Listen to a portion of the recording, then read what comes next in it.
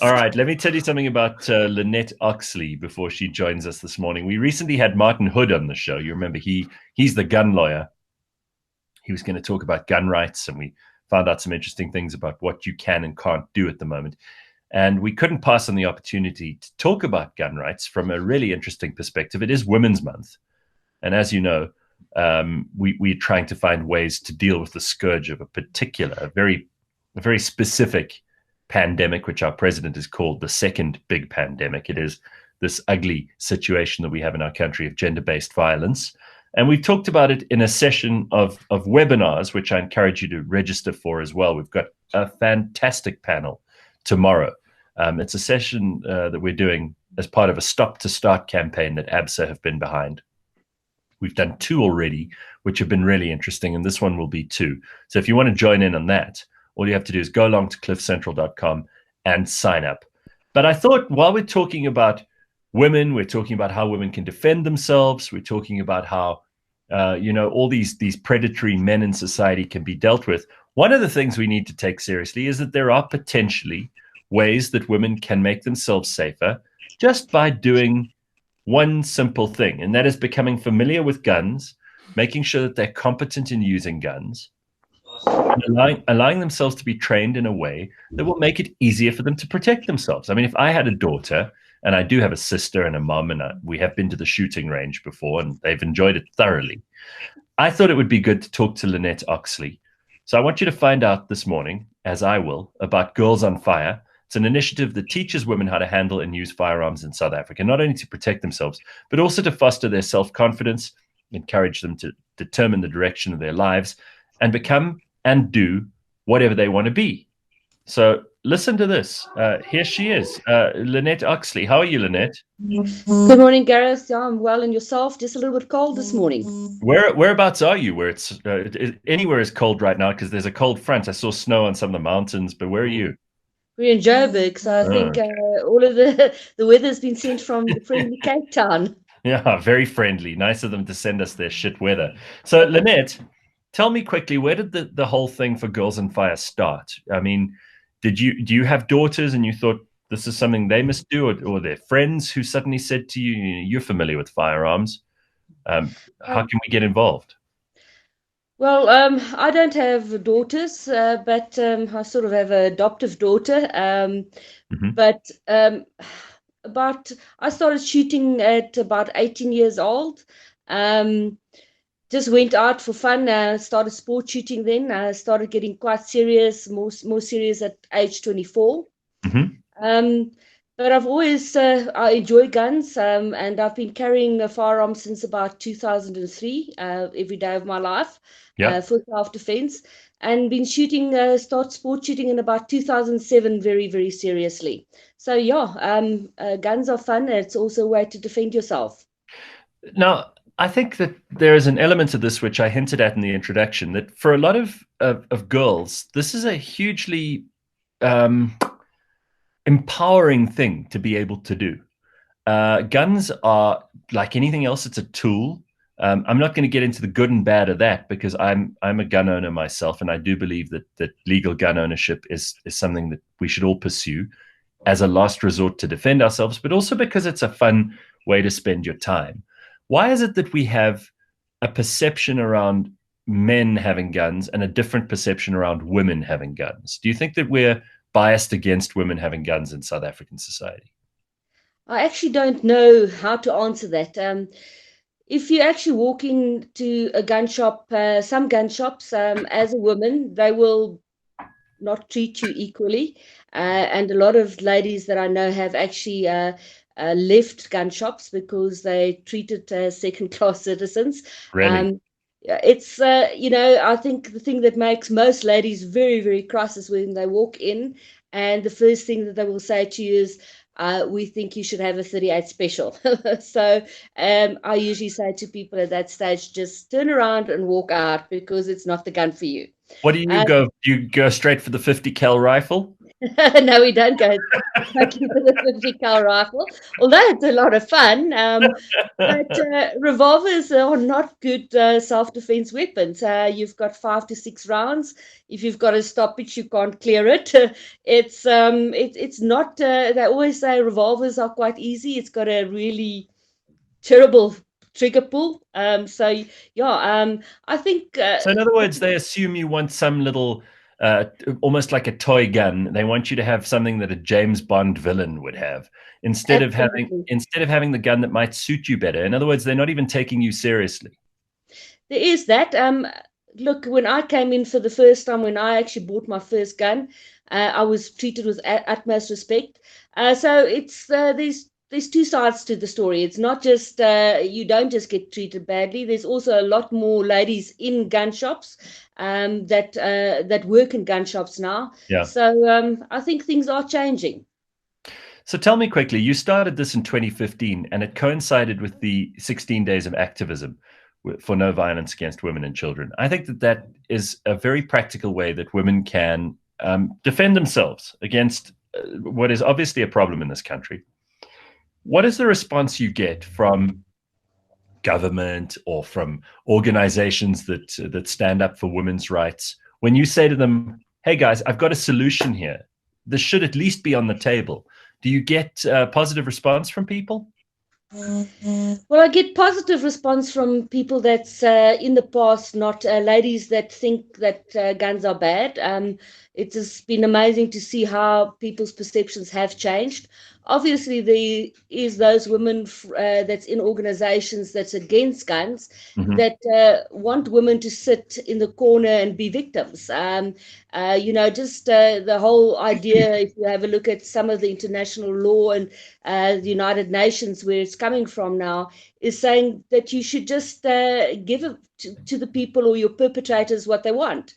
And I don't agree with that. It's usually the women out there, like from Gun Free South Africa, from the people from the United Nations, that's saying, just sit in the corner and give to the people what they want. Don't fight back.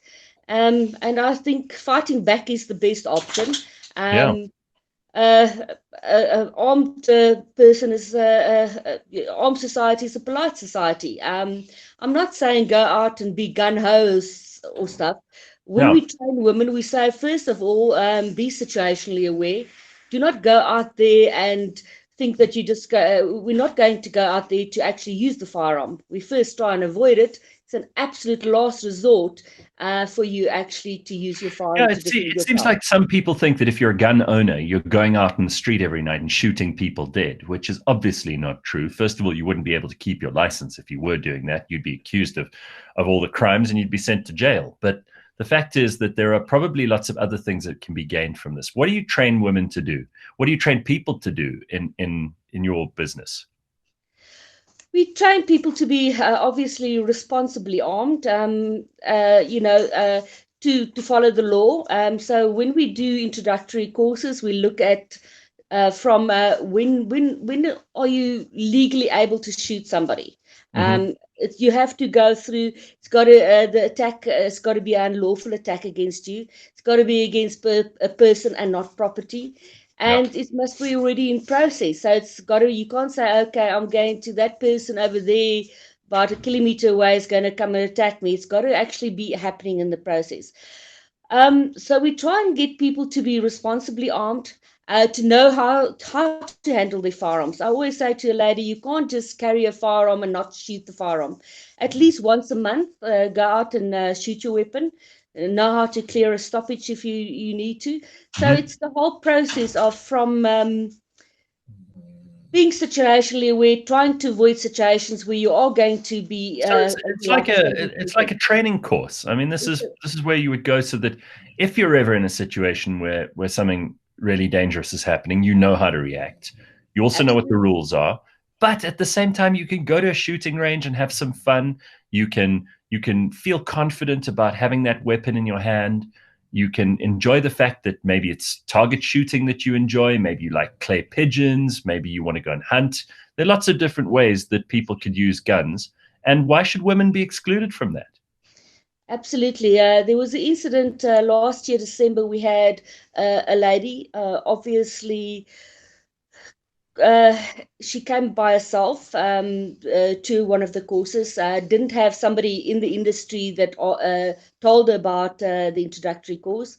Mhm. And the first time that she actually hit a target, she actually burst out in tears because it was such an empowering thing Mm. for her.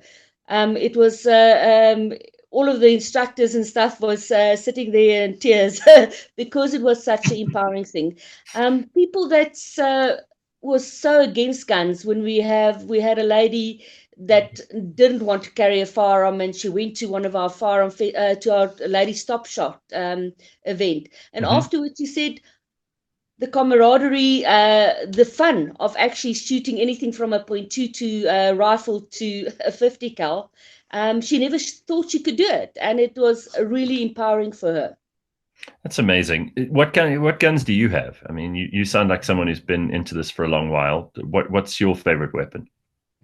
I've actually got a couple of favorite weapons. I started shooting 1911s.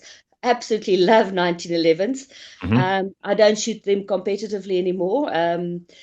I shoot a Smith& Wesson M&P 9 Pro competitively. I carry a Glock 30S, which is a subcompact 45. I own a couple of AR-15s for sport shooting, a Troy and a NEA. I have a couple of shotguns, a pump shotgun. I also got Nice. a Firearm semi-auto shotgun, which I use for competitions.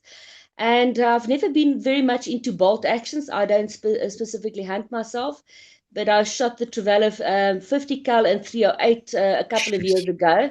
And so I recently got into long range shooting, which is very complicated. What's the most popular gun for women in South Africa? There is no such thing. There There is isn't so such a many different guns. Look for in terms of self-defense for concealability. The Glock 43 or Glock 43X is very popular, or the Smith and Wesson M&P 9 Shield. Those are yeah. very popular guns. Glock 26s are good, but there's such a wide variety of guns that it's different guns suit different people. So Sure, yeah, of course. Yeah. I mean, it's not a cut and dried thing, and everybody has to go and try out a few before they find the one that's right for them. It's like absolutely, yeah. it's like choosing an outfit, frankly. It's Uh, exactly, I hate absolutely, to use like a sexist comparison, but it is like choosing an outfit. Um, absolutely. Flax and Sia, what do you think of this? Should women be arming themselves and learning how to use weapons? I think 100%. And like everyone should have the right to choose if they want to carry a weapon or not, but they must get the proper training. That is a must. Yeah, no, I think that's true, and I'm Um, sure Lynette would agree with that. So, Lynette, here's a sexist question for you: is your pump action shotgun pink? oh, yo. How did you know? It was actually a joke. I think my first self-loading rifle was an LM6, Yeah, and I'm not a lady that likes pink, but it was a joke. So actually, my gun site name is Hell Kitty, and it started as a pink LM6. yeah. And then when I got my first shotgun, it was a Mossberg 500. And we also made it pink. And it's actually called Franken Kitty because it was like a Frankenstein's monster. It was made, I'm not a very tall person, so it was adapted for me. And it's a little bit of Wow. a joke. People absolutely love Franken Kitty at the ladies' days when they shoot it. It's a lot of fun. You're not allowed to. Nobody is in South Africa. You're not allowed to carry unless your gun is concealed, right? So Absolutely. you don't walk around with your gun in a holster like they do in certain parts of the United States. When you conceal that, do you have a particular place that you prefer to conceal it, on the hip, or is it in your bag, or where do you put your gun? I carry it on my hip. It's a personal, either inside pants holster. I also have what we call a belly band. There's all kinds of different options. I always have it on my body. I always like to be on my right-hand side because of muscle memory. That's basically where I draw from for a sport shooting, So that's where I like it. Some ladies carry in the appendix position. So it's very much what works for you. I always just say to ladies, have it on your body. It doesn't help if you have it in your bag. Right. And obviously, safety is first. Whatever concealment option you choose, make sure that your trigger and trigger guard is covered at all times. How do you like carry a gun all day when sort of like you have to maybe go to the bank or go to gym and stuff like that? Like, what do you do with it? There's options. There really is. As I said, I always have my gun on me. At gym, you can wear belly bands, which is actually very comfortable. So yeah, there's options. A lot of you wear the gun while you're training at the gym. You can do that. Yes, I do. Does that not give you paranoia? Yeah. Imagine on the treadmill with a gun. Make sure that it's fastened to your body perfectly. And if you really want to, obviously you can have a bag, but you have to have physical control over the bag if you have it with you. Are you allowed to keep it in like a safe in your car? There's options if it's attached to the car. Apparently there is certain ways you can do it, but I never leave my gun in the car. Yeah, and you have to store it safely at home, and that's a whole other story. But you guys sound like you think that the gun's going to go off at any time. I mean, there are ways to secure the gun and make sure it's safe, and that your trigger action is good. I'm not going to make jokes about SIGs at this stage, but in any case, make sure the trigger guard is totally covered. That's the most important things, that no material or anything else can actually get into there. So yeah, safety first. And that's why we try make sure that ladies are trained in how to keep your gun, obviously to conceal it and safely do so, and obviously use the gun on the range so that you know how to use it. If there's a stoppage, clear it. I always say to people, it's a mechanical thing. You don't need to be scared if you have a stovepipe jam or anything else. It's very easy to clear. But you need to know how to do I'm pretty sure we were talking about stovepipe jams with Cardi B earlier. But let me ask you this, Lynette. When girls decide that they want to do this, what's the youngest and how old are some of your older ladies who come to train with you? I have ladies as young as 11 years old that actually came to the Ladies Top Shot. She shot the 50 cal and she was absolutely successful with that. Sia and Flax, a 50 cal is a rifle that the round is about as long as your index finger, maybe even longer. It has like such an incredible kick to it that it lifts stuff off the table that you have to rest it on. It's got a little stand on it as well. It's a monster of a machine. It's a big gun. And she's 11 and she fired that? She fired that. So these shotgun, my youngest, I can let them shoot shotguns quite earlier. There's techniques that you can use to manage the recoil. I've got a 12-year-old that shoots with me regularly at my sports shooting club. I've got a 14-year-old, which is an amazing shot. She's and people say ladies can't shoot 45 or 10 mils or whatever. She shoots a 10 mil and she's 14 years old. And all of these cases, Lynette, are young people who are brought in, I assume, by their parents, and their parents want to equip them with this technique from as young as 11. Absolutely. And then they start sport shooting. So you can actually I've got one of my very young lady. She did a competency. She's 16. She's now applying for her own license under dedicated status, so section 16. In my sport, about 2-3 years ago, there was a 13 and a 14-year-old, a girl and a boy, that also applied for full licenses because they were dedicated sport shooters. So yes, you can enjoy shooting from a very young age. And do you encourage that? You don't think it's a little too young? Absolutely not. There was an incident also a couple of years ago where a youngster, a girl, was shooting on a regular basis, and her mates knew it. They found a gun, and they actually phoned her and asked her what should they do with it. So I think responsible firearm ownership can start very, very early on. You obviously teach kids that it's a very serious thing, and it's you don't hide it and put it into the cupboard and stuff like that. You make sure that they know how to handle a firearm, how serious a firearm is, etc., etc., etc. In the sports shooting world, is there like real money to be made? What are the cash prizes?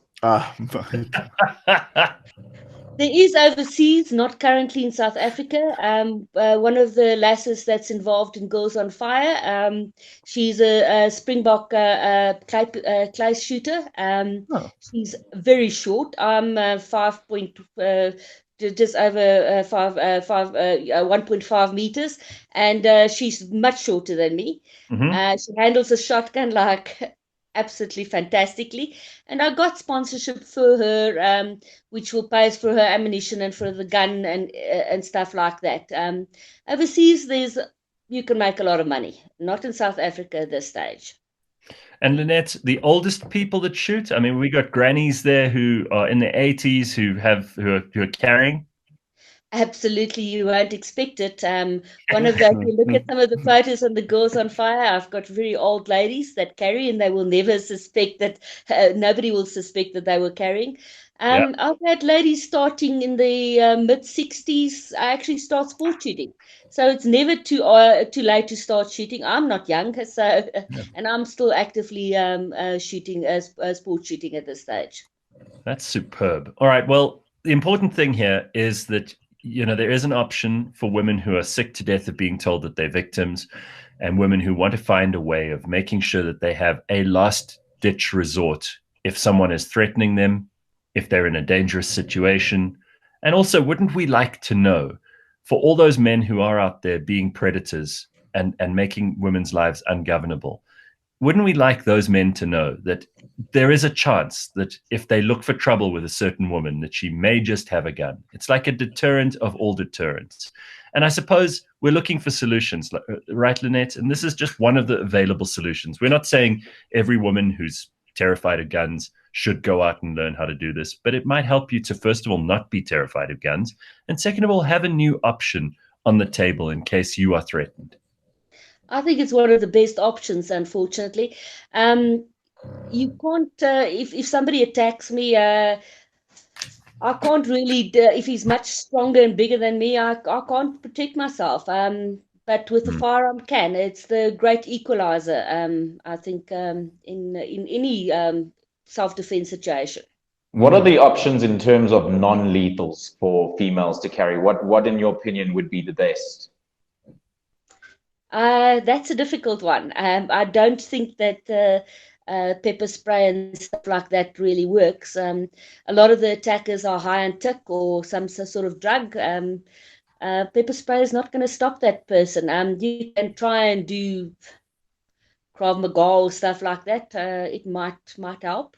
What about those guns that shoot those pepper bullets? I don't want to. I would not suggest that. What I'm hearing Lynette wants to say is, nah, don't waste your time. Just get a gun. Yeah, like why mess around with it? Why bother? Nah. Yeah. You don't know. The story is that you don't want to make the person a bit cross or whatever. So look, try and, as I said again, try and avoid the situation. But if you have to fight with all you have. Lynette, thank you, and thanks for making time for us this morning. I hope you continue to train many young South African women in the arts of self-defense, and in particular in the art and the responsibility of proper gun ownership, because I think that is one way that we can stop the scourge of violence against women. Just one of the ways. I'm not saying it's the only one, because I know I'm going to get criticism from the gun-free people, but keep doing the good work you're doing.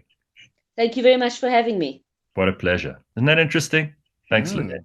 Thank you.